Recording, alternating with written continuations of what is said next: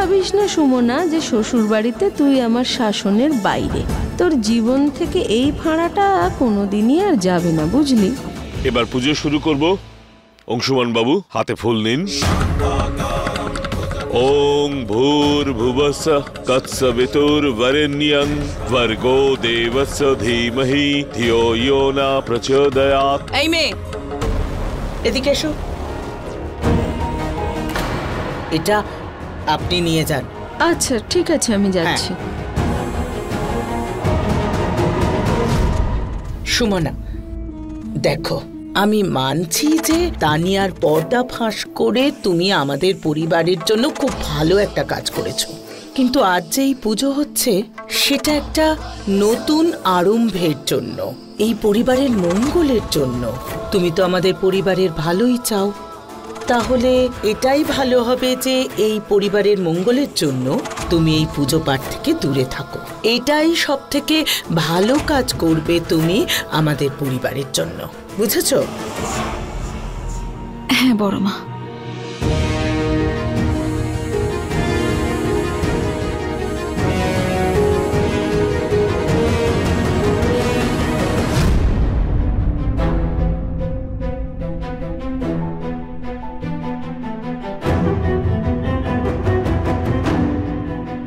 আরতি দিদি,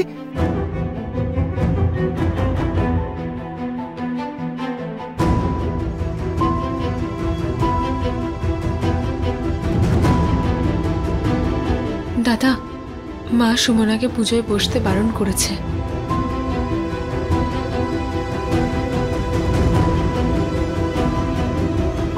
এখন কেউই নিজের স্থান থেকে উঠবেন না। অংশুমান বাবু পুজো করবেন আর সবাই হাত জোড় করে থাকবেন।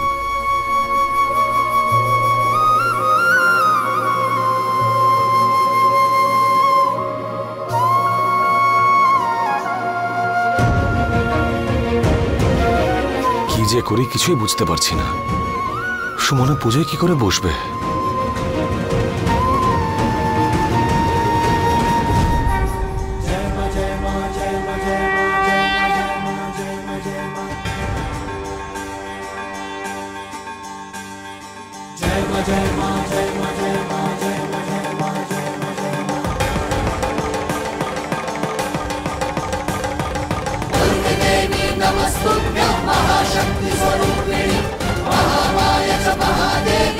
হে ঈশ্বর, আপনি যেরকম আপনার শক্তি ছাড়া অসম্পূর্ণ, সেরকম আমিও।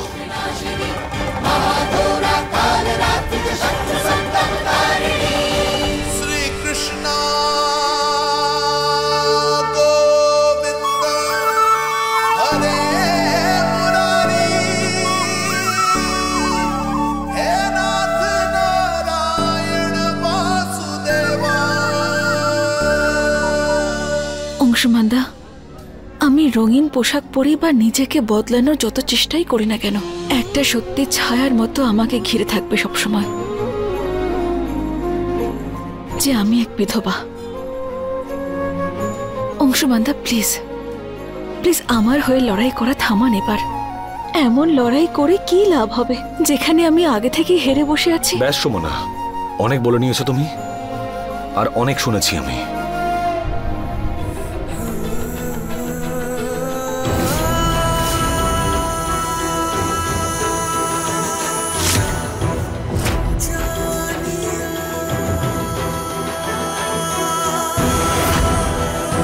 অংশুমানদা প্লিজ আমার কথা শুনুন, প্লিজ।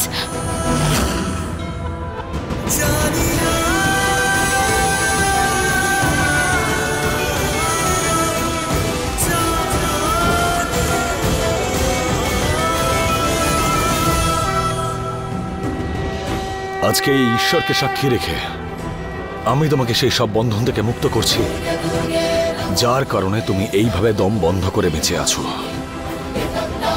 কারণ তোমার এই পরিস্থিতি আমারও বাঁচাটা দুষ্কর করে তুলেছে। অংশুমানদা,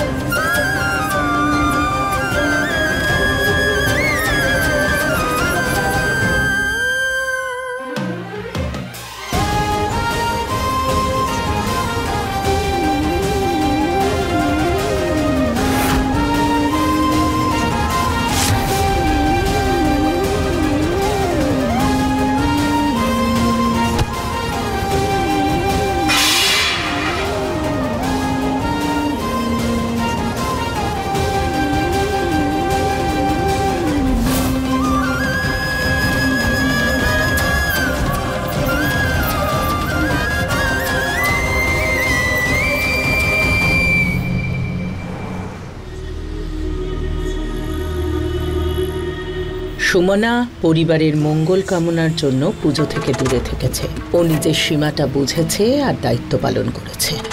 এটাই প্রমাণ হয় যে সুমনা আমাদের পরিবারের ভালোই চায়। আজ অনেকগুলো সীমারেখা পার করেছি আমি। জানি না কি প্রলয় আসতে চলেছে, জানি না কত প্রশ্ন উঠবে এবার। হয়তো আজকে যে সীমাটা অতিক্রম করেছি তাতে অনেক প্রশ্ন শেষ হয়ে যাবে, পরিস্থিতি আরো স্বাভাবিক হবে।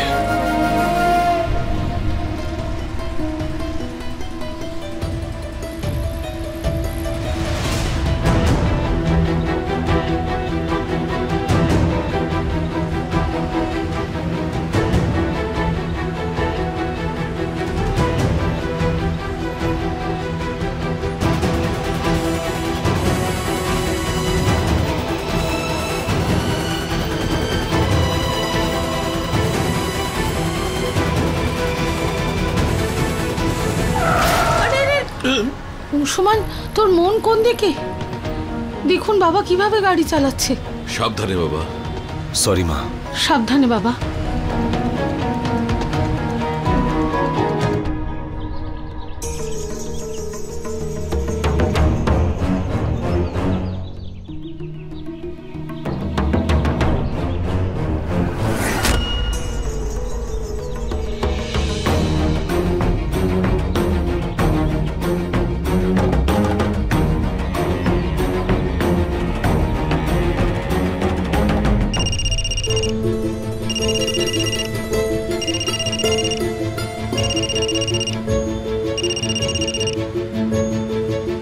ব্যাপার রায়বাহাদুর সাহেব, আমার ফোন তুলছেন না আপনি?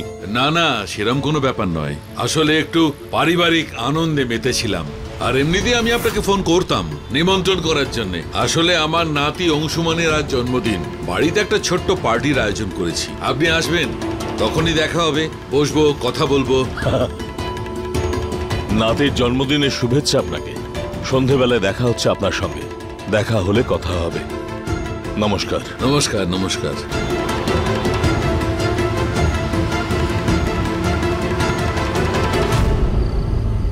এবার এর থেকে ভালো বার্থডে গিফট অংশুমান দাদার জন্য আর কিচ্ছু হতে পারে না। হ্যাঁ, বন্ধুত্ব আলাদা, কিন্তু এবার আমার ছোট বৌদি বড় বৌদি হয়ে যাবে।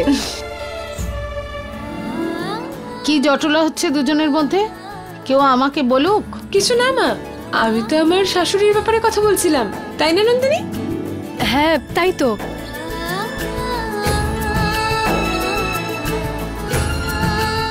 এরা দুজনও না।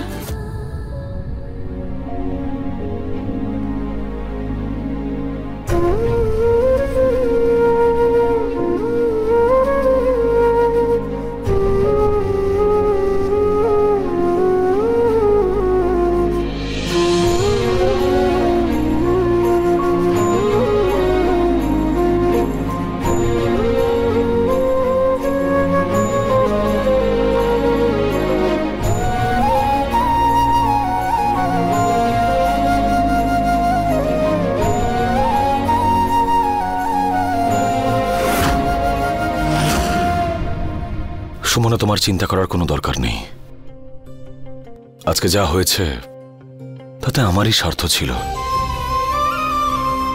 স্বার্থ এটাই যে তোমাকে যাতে খুশি দেখতে পারি, স্বাধীন দেখতে পারি। কোনো বন্ধনে আবদ্ধ হয়ে বেঁচে থাকতে দেখতে পারবো না আমি।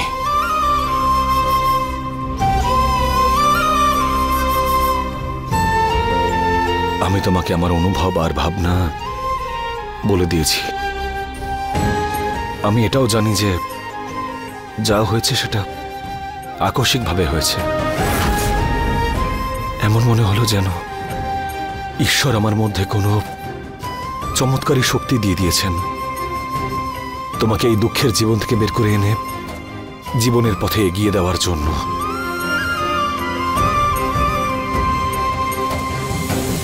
সুমনা, আমি আজ এখানে নিজের উত্তর নিতে এসেছি।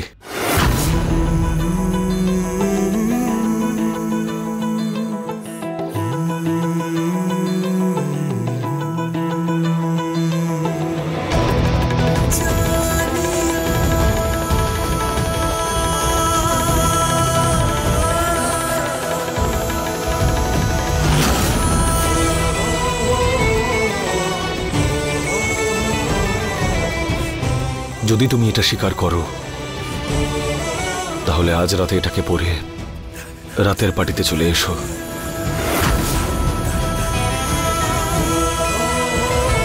যদি তুমি এটা পরে না আসো তাহলে ভাববো অমত জাহির করেছো। তোমার উত্তর হ্যাঁ হোক বা না, আমি তোমার পায়ের আওয়াজে বুঝতে পেরে যাব।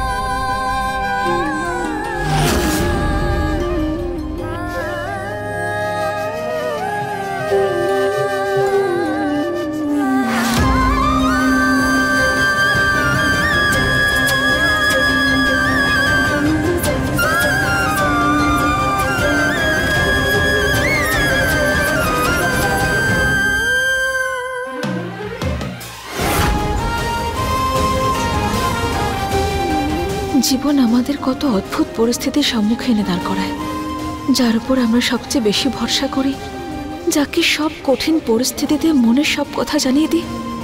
সময় এমন বদলে যায় যে আমরা তার প্রশ্নেরই কোনো উত্তর দিতে পারি না।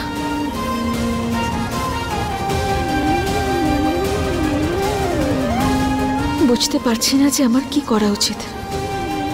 মায়ের মন্দিরে আমার কপালে ওঠাই তিলককে কি আমার ভাগ্য বলে মেনে নেব?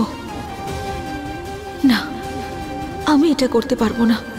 আমাকে এটা মুছে ফেলতে হবে। দাঁড়া সুমনা,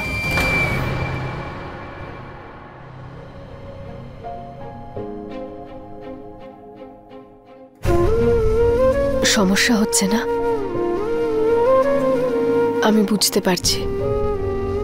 দুটো পথ দেখতে পাচ্ছিস, একটা যেটাতে তুই সব সময় হেঁটে এসেছিস, সেটা ছাড়তে পারছিস না, আর দ্বিতীয় যেটাতে অংশুমান দাদা তোর অপেক্ষা করছে,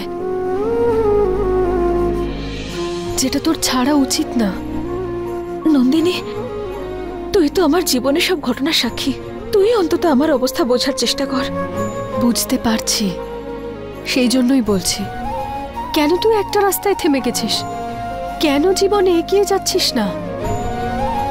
সুমনা, তোর অংশুমান দাদার ভালোবাসাটা অ্যাকসেপ্ট করে নেওয়া উচিত।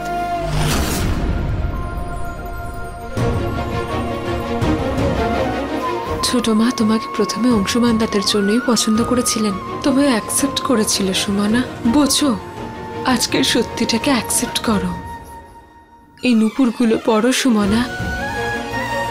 অংশুমান দাদার ভালোবাসা স্বীকার করে নিজের জীবনে এগিয়ে যাও সুমনা। আরতি দিদি, বিষয়টা শুধুমাত্র এই সত্যিটাকে স্বীকার করে নেওয়াই নয়। আমি এক বিধবা। আমার এই সাদা পোশাকের পেছনে আমার অতীত জড়িয়ে আছে। আমি যদি আমার জীবনে একটা পদক্ষেপ এগিয়ে নিয়ে যাই তাহলে হয়তো এই পরিবার বুঝতে পারবে না। এই সমাজ অনেক প্রশ্নের মুখে দাঁড় করিয়ে দেবে। সেই সব প্রশ্নের উত্তরে অংশুমান দাদা তোর সঙ্গ দেবে সুমনা। আর হয়তো এটাই হওয়ার ছিল, তাই এরকম ঘটছে। এটা তুই হতে দে। আর বলতো, তোর মনে কি অংশুমান দাদাকে নিয়ে কোনো ভাবনা নেই? অন্য কিছু মনে হচ্ছে না? তুই কি তোর এই অনুভূতিটাকে অস্বীকার করতে চাস না? যদি তাই হয় তাহলে বলে দে তুই অংশুমান দাদাকে ভালোবাসিস না। মনে যদি কোনো প্রশ্ন থাকে, কারোর জন্য ভাবনা যদি তোমায় চুপ করিয়ে দেয়, যেখানে সমস্ত প্রশ্ন মনে আসা ভাবনার আগে ফিকে হয়ে যায়, মুখে কোনো ভাষা থাকে না, তখন থেকে ভালোবাসার অপেক্ষা বলা হয় সুমনা। আর তুমিও তাই করছো, এই ভালোবাসার জন্য অপেক্ষা। নিজের অনুভূতিটাকে বোঝো, নিজের জীবনে তুমি এগিয়ে যাও সুমনা।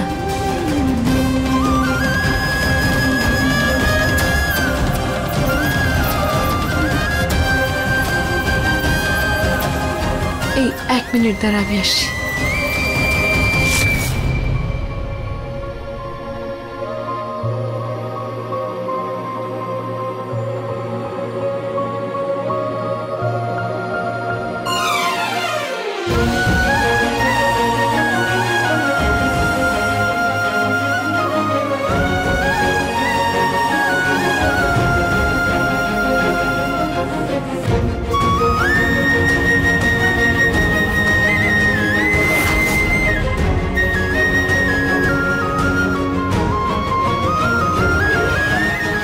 আরে ভাই, কেক কাটার সময় হয়ে গেছে, কোথায় গেলে সবাই?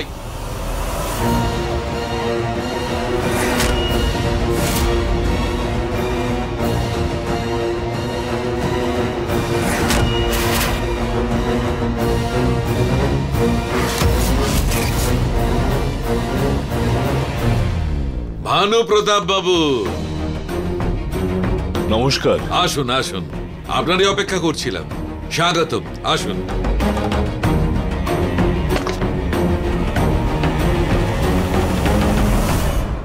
আপনাকে স্বাগত জানাই ভানু প্রতাপ বাবু। এর সঙ্গে তো আপনার পরিচয় আছেই, এ আমার ছেলে নিখিলেশ, আমার নাতি যার জন্মদিন অংশুমান। ও, জন্মদিনের শুভেচ্ছা তোমাকে। এ আমার ছোট বৌমা। নমস্কার। রায়বাহাদুর সাহেব, একটি ব্যাপারে ক্ষমা চাইছি। ক্ষমার কি আছে? আপনার অনুমতি ছাড়াই আমি আমার ছেলে সিদ্ধার্থকে এখানে নিয়ে এসেছি। এতে অনুমতির কি আছে? আপনি আমাদের বাবার বন্ধু, এই বাড়ি তো আপনারই। বলুন না, কোথায় আপনার ছেলে? এই কথা আপনি ঠিকই বলেছেন, আপনার বাড়িও আমার বাড়ির মতোই। আমার ছেলে এখানেই আছে।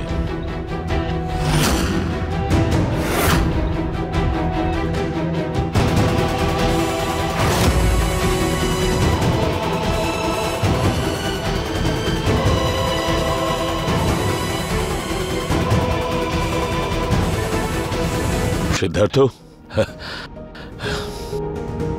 বাবা তুমি চকলেট খেয়েছো, মুখ পরিষ্কার করনি। একদম ছেলে মানুষ। পরিষ্কার করো ওকে। না, আমি করতে চাই না। সিদ্ধার্থ, সিদ্ধার্থ বাবা, সিদ্ধার্থ, সিদ্ধার্থ।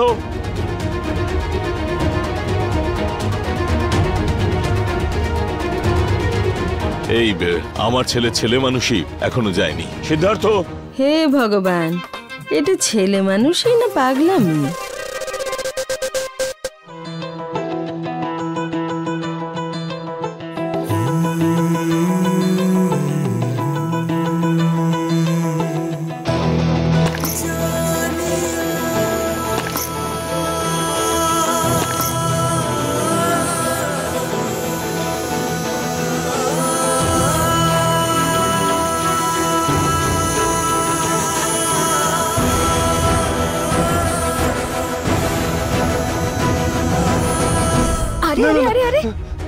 না, প্লিজ আমাকে বাঁচান, আমি এটা করতে চাই না। সিদ্ধার্থ, সিদ্ধার্থ বাবা, উঠে দাঁড়াও, মুখটা মুছে নাও। না না, আমি করতে চাই না, আমার ভালো লাগছে না।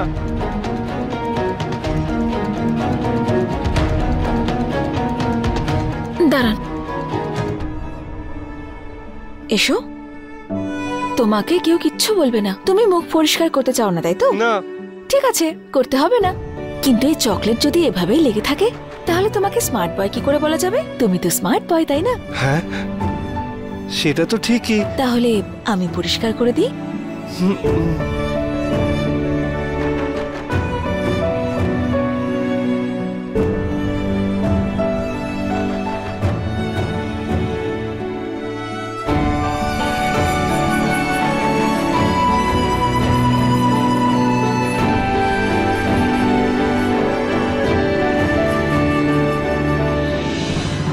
পরিষ্কার হয়ে গেছে, এবার লাগছে তোমাকে স্মার্ট বয়। তুমি খুব সুন্দর। Thank you. Welcome. Friends. Friends.